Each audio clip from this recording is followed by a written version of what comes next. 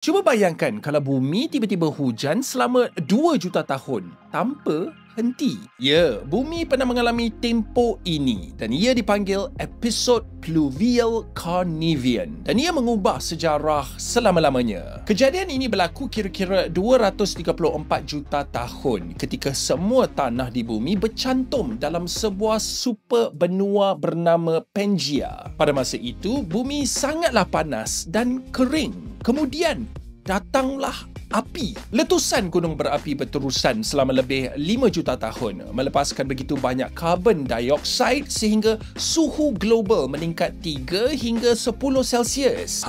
Udara yang lebih panas mempercepatkan proses kitaran air. Lama-kelamaan, awan menjadi berat dan ribut semakin kuat sehingga hujan akhirnya sampai ke kawasan tandus Pangaea dan ia tidak berhenti. Hujan turun hampir 2 juta tahun berturut-turut.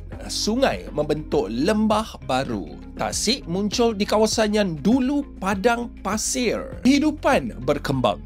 Tumbuhan, amfibia, reptilia, semuanya subur dalam dunia basah yang baru. Dan apabila ribut akhirnya reda, bumi telah berubah selama-lamanya. Pentas telah siap untuk kemunculan dinosaur. Rakan boleh bayangkan tak kalau hujan turun setiap hari selama 2 juta tahun tanpa henti?